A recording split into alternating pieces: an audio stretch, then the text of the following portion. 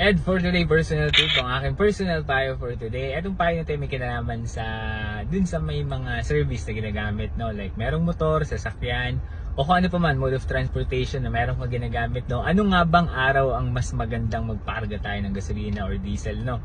Anong araw nga ba, no? Sa aking palagay at ang aking personal opinion, gawin mo ito every Tuesday. Dahil kung papansinin mo, kapag tingnan mo yung announcement ng mga gasoline company, no? Nagkakaroon ng rollback or price decrease or kung ano man, no? Every Tuesday, laging yan yung araw na nagkakaroon sila ng rollback or price increase. So lagi mo tandaan yung araw na yan dahil yan din yung araw na kailangan mo magpa full tank kung may budget. Kapag walang budget, syempre kung magkano lang allowance natin pagdating sa fuel, no?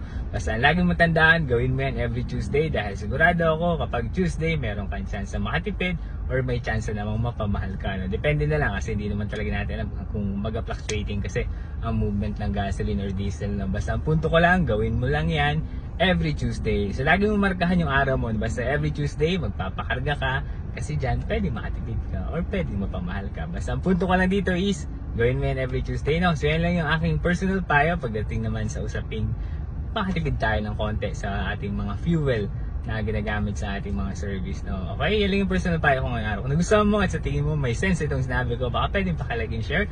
Supportahan mo ako sa pamamagitan ng pag-like and follow ng FB page ko. Ganun na rin yung TikTok at syempre yung YouTube. Yun lamang, salamat!